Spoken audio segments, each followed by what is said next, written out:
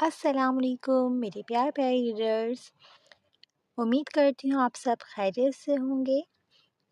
جو لوگ میرے چینل پہ نیو ہے ان کو فکشنل ناول بائی ہانا خان کی طرف سے خوش آمدید۔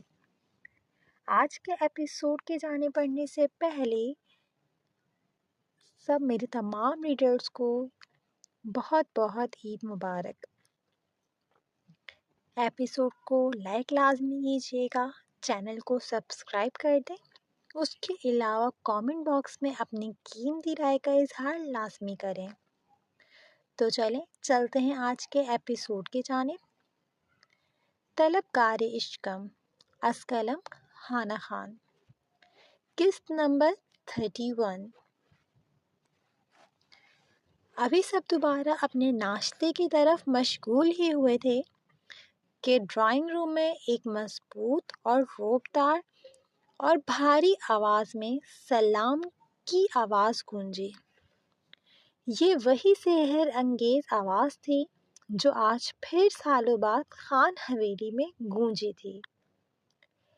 جیسے ہی سب نے اس آواز کے تعاقب میں اپنی گردنیں تیزی سے موڑی تو ایک دم سب دم ساتھ گئے۔ اس وقت سب کی نگاہوں کا مرکز دروازے کے پاس کھڑا وہ وجود تھا جس کے ہونے سے کئی یادیں جڑی تھیں، کئی اچھے لمحات جڑے تھے تو کچھ تلخ یادیں بھی۔ جہاں باقی سب کی آنکھوں میں تیزی سے نمی اتری، وہیں بریخنا بیگم کا چہرہ اشتعال اور غصے کے مارے سرخ ہوا، جبکہ آنکھوں میں غصے اور نفرت کی چنگاریاں سی دہکیں۔ بابا جان، آئلہ کے لب بے ساختہ پھڑ پھڑائے اور پھر وہ تیزی سے ہارون بخش کی جانب بڑھی، جبکہ پرویش کی نیلی آنکھوں میں بے یقینی واضح تھی، جیسے اسے یقین ہی نہ ہو کہ اس کے بابا جان اس وقت اس کے سامنے کھڑے ہیں۔ بابا جان، آپ یہاں کیا کر رہے ہیں؟ آپ تو آؤٹ آف کنٹری تھے، آپ یہاں کیوں آئے ہیں بابا جان؟ آئلہ نے اپنے کانپتے نازک ہاتھوں میں اپنے بابا جان کا کوٹ سختی سے تھاما اور پھر کانپتے لہجے میں ایک ساتھ کئی سوال کر ڈالے تھے۔ ساتھ ہی ساتھ اس کا وجود بھی اس وقت بری طرح لرز رہا تھا، ایک انجانے خوف سے، اپنے بابا جان کو کھو دینے کے ڈر سے۔ آئلہ کو اس طرح خوف سے کانپتے دیکھ کر جہاں غازیان، زیان اور دائس نے کچھ حیرانگی سے آئلہ کی جانب دیکھا، وہیں یزدان اور شہروز نے ایک دوسرے کو پرسوچ اور سوالیہ نظروں سے دیکھا۔ بس میری جان، ریلیکس۔ ہارون بخش جو آج سالوں بعد خان حویلی لوٹے تھے اور ان کی آنکھوں کے سامنے ہر منظر کسی فلم کی طرح چل رہا تھا۔ سالوں پہلے اس حویلی میں پشمینہ گل کا ہاتھ مانگنا، ان کو رخصت کر کے لے جانا، اپنی چھوٹی اور خوبصورت سی خوشحال فیملی، اور پھر آخر کی وہ تلخ یادیں جو آج بھی ہارون بخش کے وجود کو بے جان کر دیتی تھیں۔ ہارون بخش چونکے تو تب جب انہوں نے اپنے کوٹ کو سختی سے تھامی اپنی جان سے پیاری بیٹی کو بری طرح سفید پڑتے دیکھا، اور پھر تیزی سے اس کو اپنے سینے سے لگایا اور اس کا ماتھا چوم کر اس کو ریلیکس کرنے کی کوشش کی۔ نہیں بابا، آپ کو یہاں نہیں آنا چاہیے تھا۔ حارث انکل نے تو کہا تھا وہ آپ کو روک لیں گے، انہوں نے آپ کو کیسے آنے دیا؟ آئلہ نے دھیمی آواز میں کچھ بے ربط جملے بولے۔ اسے یہ خوف اندر ہی اندر کھائے جا رہا تھا کہ اگر بریخنا بیگم نے اس کے بابا کو کوئی نقصان پہنچا دیا تو وہ کیا کرے گی۔ اس لیے ہی اس نے حارث احمد سے یقین دہانی چاہی تھی کہ اس کے بابا جلدی پاکستان کسی صورت نہ آ سکیں۔ پہلے یہ بات چھپی تھی کہ عائلہ ہارون بخش کی بیٹی ہے، مگر اب سب سامنے تھا۔ ایسے میں ہارون بخش کا خان حویلی آنا عائلہ کو بری طرح خوف میں مبتلا کر گیا تھا۔ اپنے عزیز از جان بابا کو کھو دینے کا ڈر۔ بچے آپ کیا بولے جا رہے ہیں؟ ریلیکس میرا بیٹا۔ بخش صاحب نے عائلہ کا چہرہ اپنے ہاتھوں میں بھرتے ہوئے عائلہ کی نم ہوتی آنکھیں صاف کیں اور اسے پرسکون کرنا چاہا، جبکہ دور کھڑی پروش نے یہ منظر حسرت بھری نظروں سے دیکھا۔ پروش کو دیکھ کر اس وقت مجسمے کا گمان ہو رہا تھا، جیسے کوئی حسین مومی مجسمہ۔ جو سوال آپ مجھ سے کر رہی ہیں عائلہ ہارون بخش، اگر یہی سوال میں آپ سے کروں تو آپ مجھ سے جھوٹ بول کر یہاں سوات چلی آئیں، حالانکہ آپ نے لاہور کا کہا تھا۔ اب کی بار بخش صاحب نے کچھ سختی سے پوچھا، جس پر عائلہ نے شرمندگی سے اپنی چاکلیٹ براؤن آنکھیں جھکا لیں اور اپنے گلابی لب چبانے لگی، جس پر کچھ فاصلے پر ہی کھڑے یزدان نے اپنا پہلو بدلا۔ وہ عائلہ کے بولے گئے بے ربط جملوں کو سمجھنے کی کوشش کر رہا تھا، جبکہ شہروز نے بھی عائلہ کی باتوں میں حارث احمد کا نام سن کر کچھ تعجب سے عائلہ کی جانب دیکھا۔ بابا جان، میں یہاں پروش کے لیے آئی تھی، وہ اکیلی تھی، عائلہ نے دھیمے آواز میں ہی شرمندگی سے جواب دیا۔ عائلہ، آپ اچھے سے جانتی ہیں آپ مجھے کس قدر عزیز ہیں، میرے واحد جینے کا سہارا۔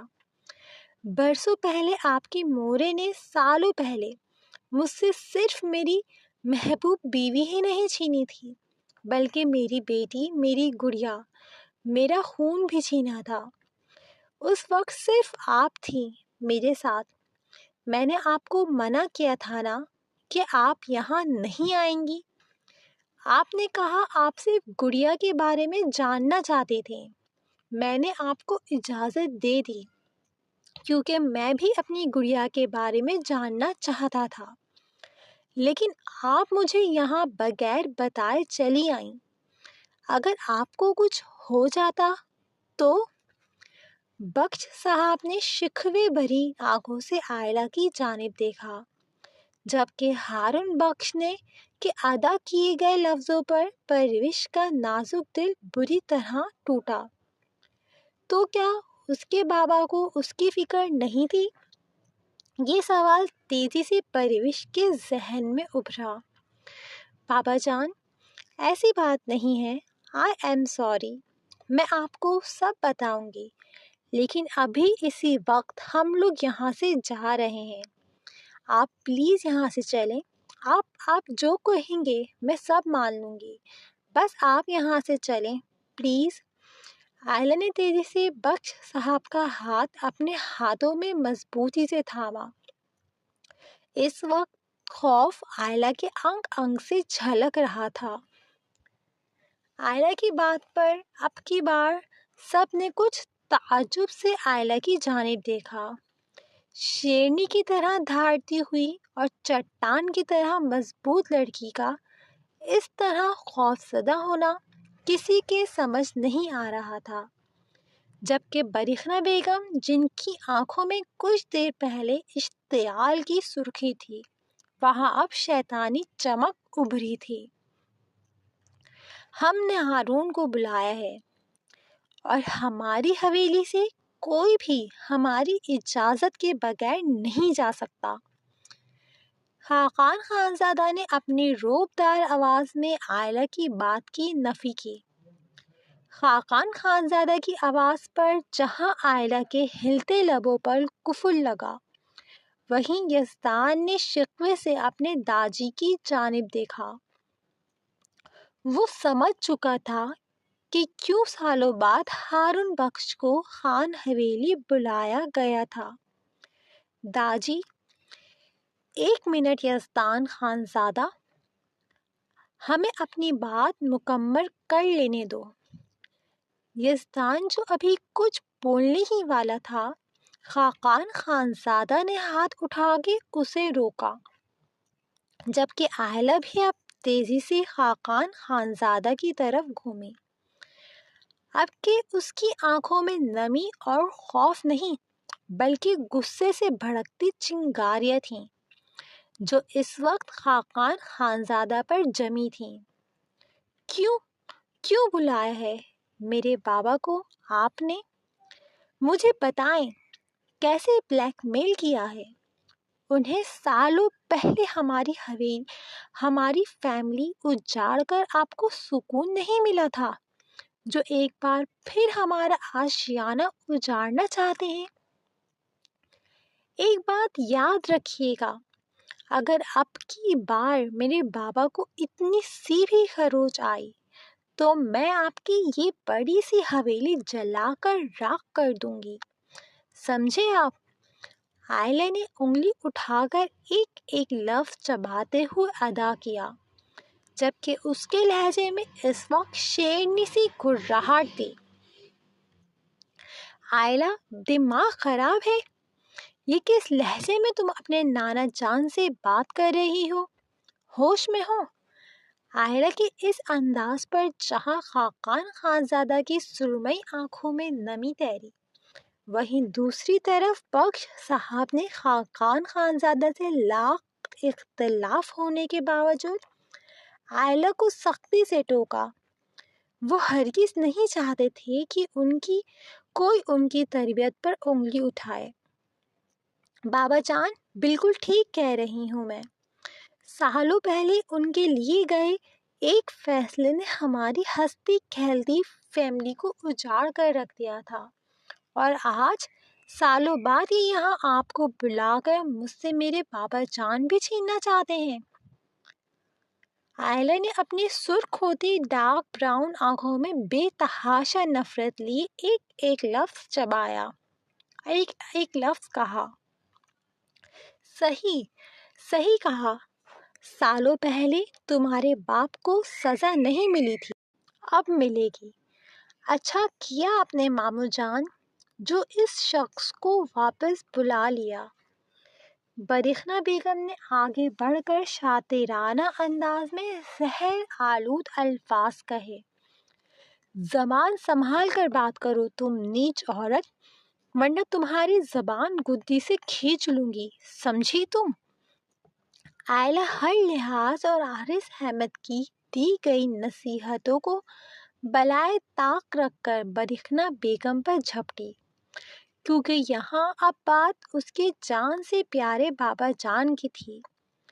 اس سے پہلے آئلہ آگے بڑھ کر برکھنا بیگم کو دھکا دیتی کہ غازیان نے بیچ میں آ کے اسے روکا اور اسے سخت تنبیہ نظروں سے دیکھا، اور پیچھے مڑ کر برکھنا بیگم کی جانب دیکھ کر ان کو کندھوں سے تھاما اور نرمی سے برکھنا بیگم کے بازو تھام کر انہیں ٹھنڈا کرنا چاہا۔ موری پلیز، آپ چپ رہیں۔ داجی نے انہیں کیوں بلایا ہے یہ بات داجی ہی جانتے ہیں، اس لیے آپ اس معاملے سے دور رہیں۔ میں آپ کو صاف لفظوں میں بتا رہی ہوں ماموں جان، اگر یہ شخص اس حویلی میں رہا تو میں کچھ کر گزروں گی، اور تم دیکھنا، تمہاری دونوں بیٹیوں کو بھی ویسے ہی برباد کروں گی جیسے سالوں پہلے میں اور میری بہن ہوئے تھے۔ برکھنا بیگم نے غازیان کو پوری طرح سے نظر انداز کرتے ہوئے غصے سے چنگاڑتے ہوئے خاقان خانزادہ کو مخاطب کیا۔ साथ ही साथ हारून बख्श की आंखों में अपनी नफरत आमेज आंखें गाड़ते हुए धमकी आमेज लहजे में एक एक लफ्ज कहा। बरिखना बेगम के खान खानजादा से ऊंची आवाज में बात करने पर जहां सबके चेहरों पर नागवारी फैली, वहीं दाऊद खानजादा ने आगे बढ़कर बरिखना बेगम को गाजियान के हिसार से एक झटके से आज़ाद करवाकर अपनी तरफ मोड़ा और उनकी आंखों में आंखें डालकर एक एक लफ्ज पर जोर दिया। बरिखना, अंदर जाओ, वरना मुझसे बुरा कोई नहीं होगा। और यकीन जानो, मैं आज किसी रिश्ते का लिहाज नहीं करूँगा। जो लिहाज और रिश्ते मुझे बरसों से जो काम करने से रोके हुए हैं, वो मैं कर गुजरूंगा। दाऊद खानजादा ने गुस्से से चबाते हुए एक एक लफ्ज चबाते हुए बरिखना बेगम को धमकी दी, जिस पर कुछ मिनटों के लिए बरिखना बेगम का चेहरा सफ़ेद पड़ा और फिर वो तंजिया सा मुस्कुरा दी। हाँ, आप तो रहने ही दें। आज तक अपनी महबूब बीवी की यादों से ही नहीं निकल पाए। आप मेरे लिए क्या ही करेंगे। दाऊद खानज़ादा की बात पर बरिखना बेगम तंजिया हंसी और एक झटके से अपना बाजू छुड़वाकर अपने कमरे की जानिब बढ़ गईं, क्योंकि जो इंतकाम उन्होंने सोचा था उससे यकीनन हारून बख्श की रूह भी परवास कर जाती और जान भी नहीं जाती। इस वक्त बरिखना बेगम की नज़र में हारून बख्श एक ऐसी ही सज़ा के हकदार थे, लेकिन इस वक्त उन्हें अक्ल से काम लेने की ज़रूरत थी, जो बरिखना बेगम ने ली भी थी। बरिखना बेगम के जाते ही दाऊद खानज़ादा ने अपने सुर्ख होते चेहरे पर हाथ फेरा और तेज़ी से दाखिली दरवाजे की जानिब बढ़ गए, जबकि गाजियान खानज़ादा के अलावा हवेली के बाकी सब मर्द आगे बढ़कर हारून बख्श से बगलगीर हुए। बाबा जान, इस सब में पहली बार परविश के लब बेआवाज़ फड़फड़ाए, जिस पर यस्तान खानज़ादा से तने नकूश के साथ मिलते हुए हारून बख्श ने तेज़ी से अपने डार्क ब्राउन आँखों का रुख परविश की जानिब किया और फिर कितने ही लम्हों तक बेयकीन नज़रों से अपने सामने खड़ी लड़की को देखते रहे, जो हूबहू पश्मीना गुल की तरह थी। वही आंखें, वही नकुश, वही बालों का रंग। उनकी बेटी हूबहू उनकी महबूब बीवी पश्मीना का परतू थी। हारून बख्श ने तेजी से परविश की जानिब बढ़ते हुए उसे सख्ती से अपने सीने में बींचा। मेरी परी, मेरी गुड़िया, मेरी शहजादी, मेरी मीने का परतू, मेरी मीने की परछाई। हारून बख्श ने परविश का चेहरा अपने सीने से निकाल के अकीदत से उसकी नीली आंखों को चूमा, जिन नीली आंखों से उन्हें पहली ही नज़र में इश्क हुआ था। ये वही तो नीली आंखें थीं जिन्होंने सालों पहले मगरूर और उसूल पसंद हारून बख्श खानज़ादा को अपने सहन में जकड़ा था, और ऐसा जकड़ा था कि सालों बीत गए, वो आज भी उन्हें उन्हीं आंखों के सहर में जकड़े हुए थे। परविश की नीली आंखों को अकीदत से चूमने के बाद हारून बख्श ने उसके माथे को चूमा, जबकि उनकी डार्क ब्राउन आंखों से आंसू तवातर से बह रहे थे। ओ मेरे खुदा, आज मेरे कलेजे में ठंडक पड़ी है। मीना, आपके एक फैसले ने मुझ समेत मेरी बेटियों को भी असियत की गहराइयों में धकेल दिया। एक बेटी को माँ की ममता से दूर किया तो दूसरी बेटी को बाप के साए से। آپ میرے اور میری بیٹیوں کے لیے بہت بے رحم ثابت ہوئی مینے، بہت بے رحم۔ آپ نے مجھے اس گناہ کی سزا دی جو میں نے کیا ہی نہیں۔ آپ بہت ظالم نکلی مینے، بہت ظالم۔ ہارون بخش خانزادہ کے لبوں سے آج سالوں بعد زندگی میں پہلی بار پشمینہ گل کے لیے شکوہ نکلا تھا۔ ان کی چاکلیٹ براؤن آنکھیں اس وقت تواتر آنسو بہا رہی تھیں، جبکہ آنکھوں کے ساتھ ساتھ آواز میں بھی نمی سی گھلی تھی۔ ہارون بخش کی آواز میں تکلیف اور بے بسی محسوس کر کے آئلہ کی بھی آنکھوں سے ایک کے بعد ایک آنسو بہتے چلے گئے۔ خان حویلی کے مکینوں کو کیا کچھ یاد نہیں آیا تھا؟ خاقان خانزادہ نے شرمندگی سے اپنی آنکھیں بیچیں۔ انہوں نے اپنی بیٹی کا گھر خود اجاڑا تھا۔ جہاں باقی سب کی آنکھیں نم ہوئیں، وہیں حویلی کے چاروں لڑکوں نے ایک دوسرے سے آنکھیں چرائیں۔ ہارون بخش کی آواز میں تکلیف اور اذیت ہی ان کی بے گناہی ثابت کرنے کے لیے کافی تھی۔ اب صرف حویلی میں پرویش کی ہچکیوں سے روتی ہوئی آواز میں کیے گئے شکوے گونج رہے تھے،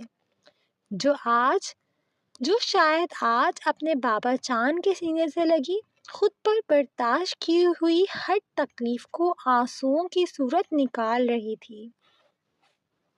بابا جان، کیا آپ کو کبھی میں یاد نہیں آئی؟ کیا میں آپ کی اور موری کے لیے اتنی بے وقت تھی؟ بابا جان، موری نے خود کے ساتھ ہم پر بھی بہت ظلم کر دیا۔ آپ اندازہ نہیں لگا سکتے کہ باپ کے ہوتے ہوئے بھی لاوارث کی طرح رہنا کیسا ہوتا ہے۔ بابا جان، کیوں چھوڑا آپ نے مجھے مورے کے پاس؟ دیدہ کی طرح مجھے بھی یہاں سے لے جاتے نہ، کم از کم میں آپ کے پاس تو ہوتی۔ بابا جان، 11 سال کی تھی میں جب مورے مجھے چھوڑ کر چلی گئیں، تب ہی لے جاتے آپ مجھے۔ یہاں سے کیوں لے کر نہیں گئے آپ؟ کیوں؟ بس میری گڑیا، مجھے معاف کر دو، اپنے بابا کو معاف کر دو۔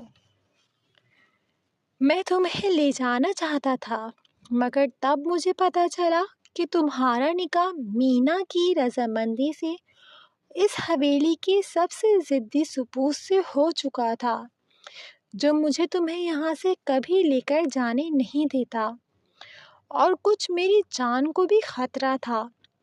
تم یہاں محفوظ تھی، مگر آئلہ نہیں، اس لیے میں نے اپنی دونوں بیٹیوں کی حفاظت کو چنا۔ اپنے بابا کو معاف کر دو میری جان، پلیز مجھے معاف کر دو۔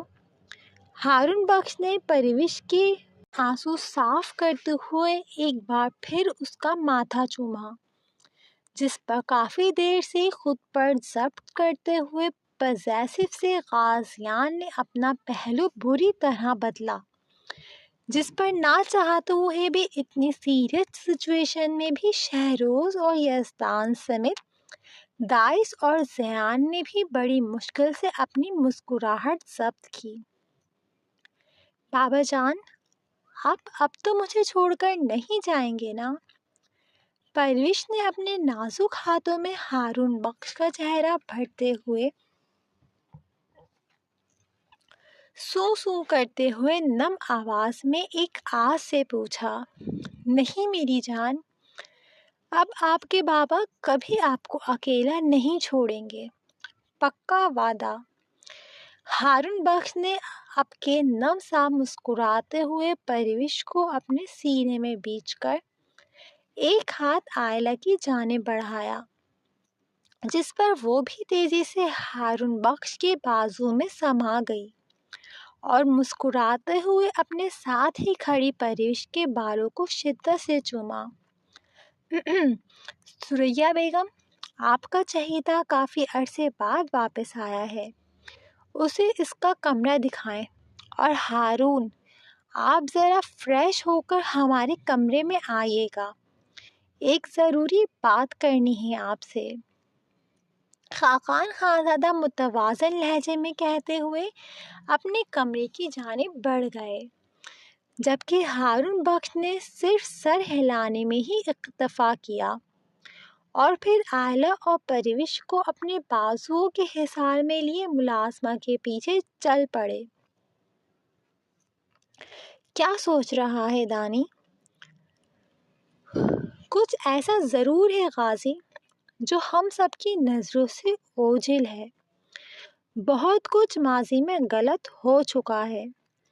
غازیان کے سوال پر یزدان جس کی پرسوچ نظریں اپنے کمرے کی طرف جاتے ہارون صاحب پر ٹکی تھی، پرسوچ لہجے میں گویا ہوا، میری جان، ماضی کو چھوڑ، مجھے تو تیرا حال بھی ڈگمگاتا ہوا سا محسوس ہو رہا ہے۔ شہروز جو کب سے خاموش کھڑا سب کو دیکھ رہا تھا، اس نے بتیسی نکال کر یزدان کو چھیڑا۔ مطلب یہ کہ تیرے ابھی تک نہ ہوئے سسر جی سب سے اتنے اچھے سے ملے، مگر تجھ سے ملتے وقت ان کے تاثرات کچھ سخت سے لگے تھے۔ مجھے لگتا ہے وہ تیرے کارنامے سے واقفیت رکھتے ہیں، اس لیے ذرا سنبھل کر۔ شہروز کی بات پر یزدان نے اپنے دانت پیستے ہوئے شہروز کو دیکھا، جس پر باقی سب بھی ہنس دیے۔ جی، آپ نے بلایا تھا مجھے؟ ہارون خانزادہ نے خاقان خانزادہ کے کمرے پر دستک دے کر انہیں اپنی طرف متوجہ کیا۔ خاقان خانزادہ جو آنکھیں موندے بیک گراؤنڈ سے ٹیک لگائے کسی گہری سوچ میں گم تھے، ہارون خانزادہ کی آواز پر ان کی جانب متوجہ ہوئے۔ آؤ ہارون، بیٹھو ادھر۔ خاقان خانزادہ کی اجازت ملتے ہی ہارون بخش خانزادہ سپاٹ تاثرات کے ساتھ بیڈ سے کچھ دور پڑے صوفے پر براجمان ہوئے۔ ہارون بخش کے بیٹھتے ہی خاقان خانزادہ نے سیدھے ہوتے ایک نظر ہارون بخش کی جانب دیکھا۔ بلا شبہ وہ وقت کے ساتھ مزید نکھر کر وجاہت کا شاہکار بن گئے تھے۔ ایسا لگتا تھا کہ جیسے وقت نے ان پر کوئی اثر نہیں چھوڑا، مگر ڈارک براؤن آنکھوں کی چمک پہلے کی نسبت کچھ مانند سی تھی۔ ہم نے یہاں تمہیں ایک خاص مقصد سے بلوایا ہے ہارون۔ جانتا ہوں، آپ بغیر کسی مقصد کے مجھے خان حویلی میں بلا بھی نہیں سکتے تھے، جہاں سے سالوں پہلے آپ نے دھکے دے کر خالی ہاتھ نکل جانے پر مجبور کیا تھا مجھے۔ خاقان خانزادہ کی تہمت باندھنے پر ہارون خانزادہ نے تلخی سے کہا، ہم شرمندہ ہیں اپنے اس فیصلے پر ہارون۔ خاقان خانزادہ نے شرمندگی سے نم لہجے میں کہا، اکثر ہمارے غلط فیصلے دوسروں کی دنیا کے ساتھ ساتھ دل بھی اجاڑ دیتے ہیں، جیسے سالوں پہلے آپ نے اور آپ کی بیٹی نے اجاڑا تھا۔ اب ان سب باتوں کا کوئی فائدہ نہیں ہے، آپ اصل بات کی جانب آئیں۔ اب کے ہارون بخش کا لہجہ دو ٹوک سا تھا، جبکہ آنکھوں میں تکلیف کے ساتھ ٹوٹے مان کی کرچیاں بھی تھیں جیسے۔ اس وقت حالت ایسے نہیں تھے کہ ہم کچھ سوچ یا سمجھ پاتے، سب کچھ صاف اور واضح تھا۔ اس وقت ہم نے اس گاؤں کے سربراہ ہونے کے ناطے فیصلہ کیا تھا، لیکن یقین جانو ہمارا دل تب بھی تمہیں گنہگار نہیں ٹھہرا رہا تھا۔ اگر ہم اس وقت تمہارے خلاف فیصلہ نہ لیتے تو سب کچھ ہمارے ہاتھ سے نکل جاتا۔ خاقان خانزادہ نے بے بسی سے ایک لفظ کہا۔ تو بتائیں پھر اب کیا حکم دینے کے لیے آپ نے مجھ ناچیز کو اتنے سالوں بعد یاد کیا ہے؟ خاقان خانزادہ کے بے بس لہجے پر ہارون خانزادہ نے تلخی سے مسکراتے ہوئے پوچھا۔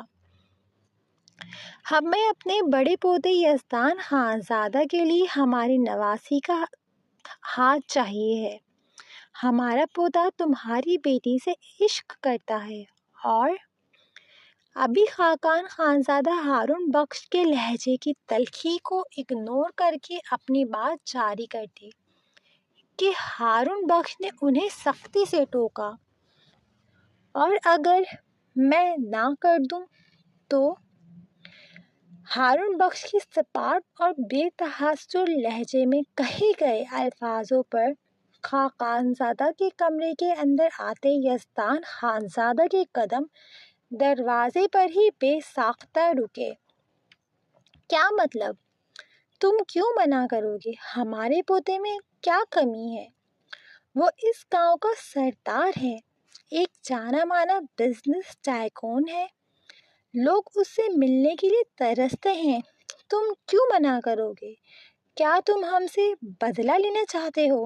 اس بار خاقان خانزادہ نے کچھ تلخی سے کہا، ہاں، کیسا بدلہ؟ کیا آپ کو ایسا لگتا ہے کہ میں آپ سے بدلہ لوں گا؟ آپ سے بدلہ لینا بنتا ہی نہیں۔ بے وفا تو آپ کی بیٹی تھی جس نے مشکل وقت میں میرا ساتھ چھوڑا تھا، اور یقین جانیں میں انہیں کبھی معاف نہیں کروں گا، جنہوں نے میری وفاؤں اور میرے عشق کا صلہ مجھے تنہائی کی صورت دیا۔ میں آپ کے پوتے کو اپنی بیٹی کے لیے اس لیے ریجیکٹ کر رہا ہوں کیونکہ وہ میری بیٹی کے قابل ہی نہیں ہے۔ جو شخص ایک بار میری بیٹی کو دھوکہ دے سکتا ہے وہ آگے بھی اپنے رشتوں کی وجہ سے میری بیٹی کو چھوڑ سکتا ہے۔ ایسا نہیں ہے، ہم نے ہی 3 سال پہلے اسے مجبور کیا تھا، وہ ہماری وجہ سے مجبور ہوا تھا، اور یہ سب اس نے تمہاری دوسری بیٹی پرویش کا گھر بچانے کے لیے ہی کیا تھا۔ ہارون بخش کے تلخی بھرے سخت لفظوں پر خاقان خانزادہ نے تڑپتے ہوئے کہا، مجھے پھر بھی فرق نہیں پڑتا، چاہے اس نے یہ سب میری دوسری بیٹی کا گھر بچانے کے لیے ہی کیوں نہ کیا۔ راستے اور بھی تھے، مگر اس نے میری عائلہ کو دھوکہ دینا زیادہ ضروری سمجھا۔ جانتے ہیں آپ کی بیٹی مجھے کہتی تھی کہ میرا دانی میری طرح ہی ہے، رشتوں پر جان چھڑکنے والا۔ تو ایک بار میں نے اس سے پوچھا تھا کہ کبھی پشمینہ کو مجھ میں اور اپنے رشتوں میں سے کسی ایک کو چننا پڑا تو وہ کسے چنے گی؟ اور یقین جانیں اس نے کہا تھا اپنے رشتوں کو، اور سالوں پہلے اس نے یہی کیا، اور یزدان خانزادہ نے بھی ثابت کر دیا کہ وہ واقعی اپنے پھپھو جیسا ہے جس کے لیے کسی کے دل اور محبت کی کوئی ویلیو نہیں ہے۔ سالوں پہلے اس نے بھی میری بیٹی کے ساتھ وہی کیا جو 10 سال پہلے اس کی پھپھو نے کیا تھا۔ آپ نہیں سمجھ سکتے، اپنی آنکھوں کے سامنے اپنی ہی اولاد کو زندہ لاش کی طرح بستر مرگ پر دیکھنا کیسا ہوتا ہے۔ میں نے دیکھا تھا اپنی نازک اور معصوم سی بیٹی کو زندہ لاش کی طرح بستر مرگ پر پڑے، لیکن جانتے ہیں وہ عائلہ بخش کی سزا تھی، ایک نامحرم کے شیریں لہجے میں آ جانے کی، اس پر بھروسہ کرنے کی۔ بخش خانزادہ کے سپاٹ لہجے میں کہے گئے الفاظوں پر جہاں خاقان خانزادہ کے قدم بے ساختہ لڑکھڑائے، وہی کمرے کے دروازے پر کھڑے یزدان خانزادہ نے اپنی نم ہوتی سرمئی آنکھیں سختی سے میچیں۔ ہم نے اپنی جان سے پیاری بیٹی کو اپنے انہی ہاتھوں سے لحد میں اتارا تھا، اور تم کہتے ہو ہم اس تکلیف کو نہیں جانتے؟ خاقان خانزادہ نے تکلیف دہ لہجے میں کہا، جس پر ہارون بخش نے بھی اپنے سینے میں دھڑکتے خون کے لوتھڑے میں اٹھتی ٹھیسوں اور آنکھوں میں ابھرتی نمی پر سختی سے قابو پایا۔ کیا کچھ یاد نہیں آیا تھا انہیں خان حویلی پہنچتے ہی۔ کسی کی یاد نے دل کو بری طرح جکڑا تھا، جیسے اور اسی نازک جان کے کہے گئے زہریلے الفاظوں نے سماعتوں کو زہر آلود کیا تھا جیسے۔ بخش صاحب نے ایک نظر خاقان خانزادہ کے چہرے کو دیکھتے ہوئے اپنے قدم ان کے کمرے کے دروازے کی جانب بڑھائے۔ ہم نہیں جانتے کہ آئلہ کے ساتھ کیا ہوا تھا، مگر ہم اتنا جانتے ہیں کہ ہم نے اپنے پوتے کی آنکھوں میں وہی تکلیف اور وہی اذیت، وہی پچھتاوا دیکھا تھا جو سالوں پہلے ہم نے اپنی بیٹی کی آنکھوں میں دیکھا تھا۔ اپنے حکم ماننے کا ہم نہیں چاہتے کہ جیسے تم سے جدائی ہماری بیٹی کو اندر ہی اندر کھا گئی، ویسے ہی ہم اپنا پوتا بھی کھو دیں۔ وہ تمہاری بیٹی کی جدائی میں پل پل سلگ رہا ہے ہارون۔ سالوں پہلے ہم اپنی بیٹی کے لیے تو کچھ نہیں کر پائے، مگر آج ہم تم سے اپنے دانے کی خوشیاں مانگتے ہیں۔ ایک بار وہ اپنی محبت کو ہماری وجہ سے کھو چکا تھا، لیکن آج جب قسمت نے اسے ایک اور موقع دیا ہے اپنی محبت کو حاصل کرنے کا، تو ہم نہیں چاہتے کہ اب کی بار وہ اپنی محبت کو کھوئے۔ ہمارا یقین کرو، اب کی بار وہ تمہاری بیٹی کو ایک قیمتی موتی کی طرح سنبھال کر رکھے گا۔ یہ زبان ہم تمہیں دیتے ہیں۔ ایک بار ہمارے پوتے کو موقع دے کر تو دیکھو، وہ تمہیں نا امید نہیں کرے گا۔ خاقان خانزادہ کے لہجے میں اس بار ایک التجا سی تھی، جسے ہارون بخش کے ساتھ باہر کھڑے یزدان نے بھی صاف محسوس کرتے اپنی آنکھوں میں آتی نمی کو پیچھے کی جانب دھکیلا۔ خاقان خانزادہ کے التجائی لہجے پر ہارون خانزادہ نے اپنے لفظ سختی سے بیچے، اور جب بولے تو ان کا لہجہ ہر احساس سے عاری تھا۔ ٹھیک ہے، اگر ایسا ہی ہے تو میں آپ کے پوتے سے ملنا چاہوں گا۔ ذرا میں بھی تو دیکھوں دھوکے باز اور بے وفا لوگوں کی آنکھوں میں ندامت اور پچھتاوے کے آنسو کیسے لگتے ہیں۔ آپ کی بیٹی کی آنکھیں تو دیکھ نہ سکا، بلکہ اگر یہ کہا جائے کہ یہ حق بھی آپ لوگوں نے چھین لیا تھا تو زیادہ بہتر ہوگا۔ ہارون بخش تلخی سے اپنا جملہ مکمل کرتے ہی کمرے سے نکلتے چلے گئے، جبکہ دروازے کے پاس ہی کھڑا یزدان خانزادہ ہارون بخش کے قدموں کی چھاپ کو دروازے کی جانب آتے سن کر تیزی سے پلر کے پیچھے چھپا۔ اس وقت وہ چاہ کر بھی ہارون بخش سے نظریں نہیں ملا سکتا تھا۔ اسے اس بات کا اندازہ نہیں تھا کہ ہارون بخش اس کے اور آئلہ کے بارے میں سب کچھ جانتے تھے، جس سے شاید آئلہ خود بھی واقف نہیں تھی۔ ایپیسوڈ کے لاسٹ تک بنے رہنے کا بہت بہت شکریہ۔ چینل کو سبسکرائب کر دیں، ایپیسوڈ کو لائک کر دیں اور کامنٹ باکس میں اپنی قیمتی رائے کا اظہار لازمی کریں۔ اب آپ سے ملاقات ہوگی اگلے ایپیسوڈ کے ساتھ۔ تب تک کے لیے خوش رہیں، مسکراتے رہیں، ہنستے مسکراتے رہیں، آباد رہیں اور اپنی دعاؤں میں یاد رکھیے گا۔ تو چلیں اب ملتے ہیں اگلے ایپیسوڈ کے ساتھ۔ اللہ حافظ۔